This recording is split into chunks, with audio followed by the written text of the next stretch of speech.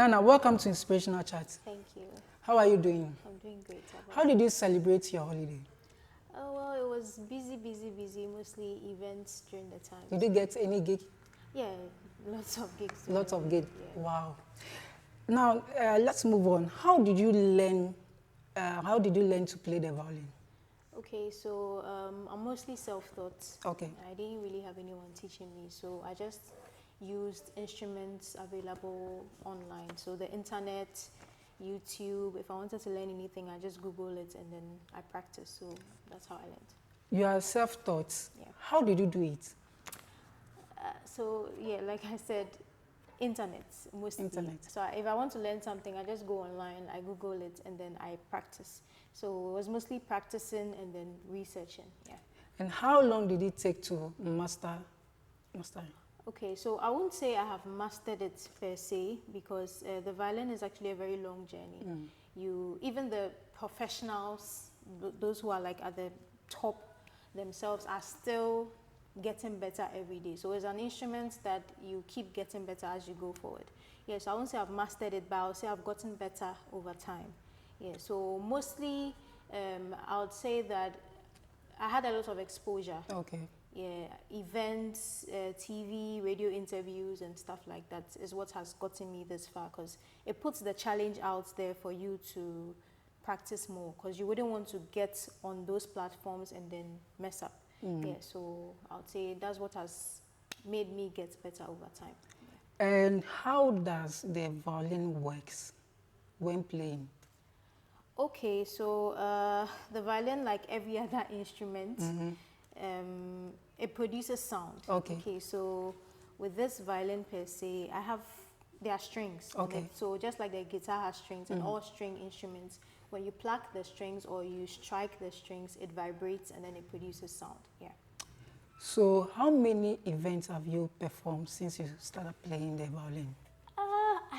As for that one, it will be difficult to mention because I've been on several platforms. Several platforms. But yeah, I can mention some major ones that I've been on. So my very first major event was the 2018 VGMA. Okay. Yeah, I did a tribute to Ebony alongside some. And how did you feel? How did you feel about it? Your first time performing on VGMA, a lot of people around. How did you feel? Well, it was a life-changing experience for me because yes, it was my first time. Were you nervous? Yeah, I was. You were nervous? Very. Even till date, I still go on big events and I get nervous. It's something that comes along with being a performer, yeah. But you get used to it as time goes on. Yeah. Are you a perfect violinist? Oh no, I won't say I'm a perfect violinist, not yet, because there are people that are out there that are way better than me. But I would say that I'm better than I used to be. Yeah.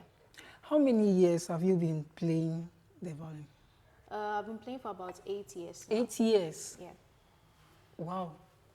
Do you teach other people or? Yeah, I do. You teach? I teach kids from ages 4, 5 upwards. So I do teach kids mostly, but then I also have some people in the working class that I teach. Some people that work in banks during their free time, they come around, or I schedule a meeting with them after work, and then we have lessons. Yes. People and in is it free? Organizations. No. It's not free. It's not free. It's not free. This is So why they I do pay, full time. So when you the kids, do they pay money before teaching? Yeah, definitely. Their parents get them on board. So, okay. Yeah, their parents. Also, their parents pay yes. for you to. Okay. Yeah, exactly. How much do you charge? As for that one, it's difficult mentioning a figure during an interview because there are a lot of conditions that come to play. Okay. Because, for instance, if somebody needs me to teach them based on their schedule, maybe you are a worker, you work from Monday to Friday, you need me to teach you once a week. And even the once a week, perhaps you'd want 1 hour. Somebody might need me to teach them every day. Somebody too might need me to teach them twice a week. So it's everyone and what they want. Okay. And how So if someone is working, it depends on the money that you charge. Yes. If someone is not working, also depends on the money that you charge. But it's not due to the fact that they are working or they are not working. Okay. It's based on what they need specifically. Okay. Because you can say you're not working, but it doesn't really mean that you cannot pay for violin lessons. Yeah. So that's not the main factor, but it depends on their schedules. That's number one, and how often they will need the lesson, and perhaps the location. Because obviously, I wouldn't teach someone in, say, Kaswa the same amount I'll teach someone in, say, Kolebu. There are two different places apart. Yeah. Yes, and then there are lots of things that go into play. For instance, getting to Kaswa, there's a lot of traffic, but maybe Kolebu might not be, and it also depends on the time of the day. If you call me to come to Kaswa, like let's say 5 p.m., there'll be traffic around that time. Yes, but maybe if you come on a Saturday in the morning, there might be less. Do you traffic. Go there, or they come to your place for you to teach them? Yes, so like I said, it all depends. If I go there, there's a chat. If I come to you, if you come to me too. So all these things come to play before we can decide that, okay, we are having a lesson at this amount. So there are lots of questions I need to ask the person before we can get into it. Yeah. Who inspired you to play the violin? Okay, so there's an American violinist. Her name is Lindsay Sterling. She dances and she plays the violin at the same time. She's the one who inspired me to play. Yeah. So you watch her on YouTube, then you take an inspiration from? Yes. So me personally, I loved the violin since I was little, but I never had the chance to learn to play the violin. But I always loved to see people playing the violin. Until after senior high school, my mom got me my first violin. So after she got my first violin, it was just there. I decided to do it as a hobby. Then someone sent me a video of Lindsay Sterling, and I saw her video and I was like, wow. So I started looking up to her as a source of inspiration to get better each and every day. So you've taken this violinist as a full-time job? Yes, exactly. Apart from this, you don't have any job doing? Well, apart from this, I'm a multi-talented person. Okay. Yes, I have so many things that I do. Just that this is the major thing that I'm into. So apart from this, I'm a voiceover artist. I used to be a TV host and a radio host as well. What's happened? Oh, that's a long story. Yeah, I was working with, that's in 2015, I was working with Capital TV. But before Capital TV, I had done a couple of TV shows here and there. I co-hosted this program. There's this program that they used to show on GH1, Trailer TV. Yes. Okay, Trailer TV. Yes, I co-hosted with Eva Akins a couple of times. Yeah, so she was doing the studio ones and I was doing Vox Pop on the streets and all that. Yeah, and then I did a live program on Capital TV back then, 2015. That was Jukebox Live. Yeah, until Capital TV went off air, and then I stopped doing TV. And then I realized I had a good voice for radio, so I moved to GhanaMusic.com. They were doing an online radio show. That was. Are you still with them? No, I stopped. I stopped. We were doing the top 10 Ghana Music Countdown, so I used to do the top 10 charts and all that. Yeah. But the violin became more demanding. Yeah, because every time, and you need to practice. People will call you, I need you here, I need you there. So I had to focus on the violin, and then, so it's not like I've stopped it, but I just suppressed all those ones for a while. Yeah. What has been your embarrassing moment since you started playing your violin? The major one I remember was sometime after school, University of Ghana. Yes, I was called for an University of Ghana. What did you study? What did you study at psychology. Psychology. Yeah. Psychology. Yeah. Are you done with the course? Yeah, I'm done. That was like 4 years ago, 4 or 5 years ago. Yeah. Wow. Yeah. So after studying that course, what are you doing with?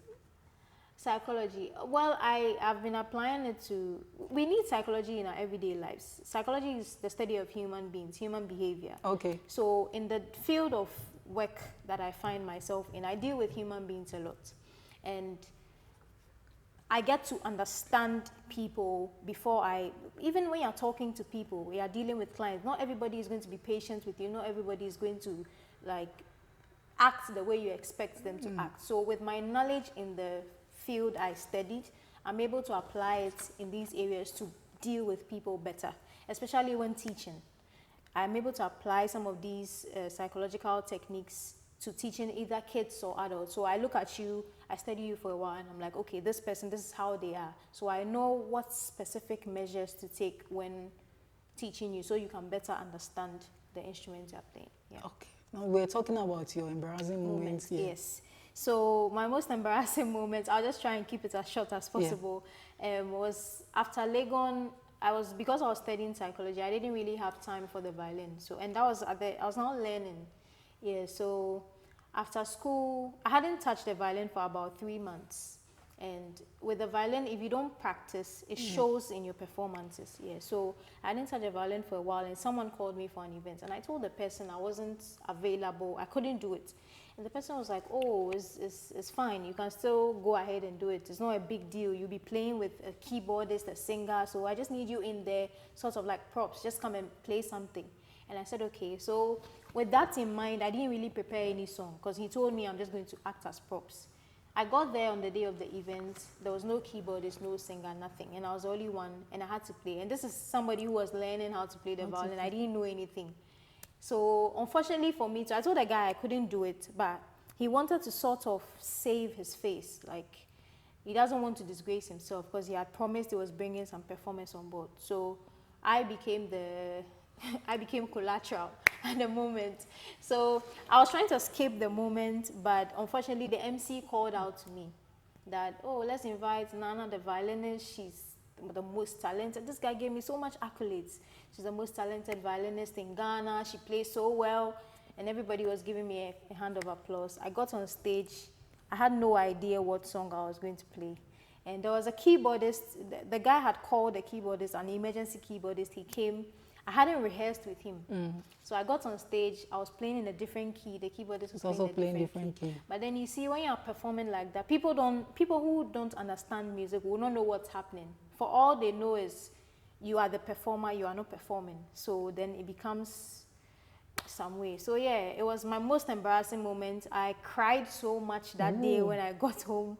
And I told myself I won't play the violin again. So what happened? What changed your mind for you to play the violin? Yeah, so Lindsay Sterling, I watched a video of her, because I said she was my inspiration. I watched a video of her online where she went for an audition at Britain's Got Talent, and it was America's Got Talent, yeah, and she played so well. Like, I watched her performance, they were throwing her up in the air, she was dancing and playing.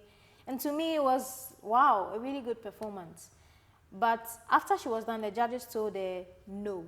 It was bad. She sounded like rats being strangled. And I was like, wow, if Lindsay Sterling played this well and she was told she sounded like rats being strangled on an international stage, then what I've done is little. So I can still get out there and then do something. So yeah, that's what pushed me to get back. When playing the violin, do people get bored?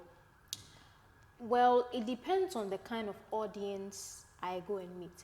So there's one thing about me. And also the kind of music you play. Yes. So there's one thing about me. Wherever I go, before I go and perform, I try and find out a little bit about the audience I'm going to meet. Okay. And I listen to lots of songs. I don't limit myself to one kind of music. So I study the environment I'm going into, and then I play the song that suits that audience. Okay. So let's say if I know I'm going to a wedding, I know I'm supposed to play love songs. Okay, and if it's love songs, so I look at the age range of the people attending the wedding. If there are more old people, I veer towards playing old love songs. If there are more young people, I veer towards playing more songs for younger people. Yes, if it's a funeral, I choose songs within that environment. So it's hardly would I attend an event that I would say that people didn't enjoy what I did, because I always find something to suit my audience. Yeah. How far do you want to go with this? Well, I intend to take it as far as it can take me. This is what I'm doing full time, and it's okay for me. I'm happy doing what I'm doing. So yeah, as far as it's fetching you money and yes, and it's my passion. It's not just about the money too. It's my passion as well. As long as it's making people out there happy, and I see the smiles on their faces whenever they see me play, I'll keep going. Does playing the violin add any special touch to an event? Well, yes, it does. It really, really does. It's not something you see on a daily basis. When it comes to music, you see a keyboardist at an event anytime, so it's normal. You see a guitarist, so it's normal. But how many times did you see a violinist? It's not something you see on a daily basis. So yes, it's a very unique thing to have at an event. Yeah. Do you get support from your colleagues, friends, family? Okay, so I would say, well, in this life, whatever you do, you have people who will be for you, people who will be against you. So yes, in terms of my friends, I have a few people within my circle who root for me any day, anytime. Yes, and I really, really appreciate them. So before we go, can you give us a cappella of any music that you want? All right, sure, no problem.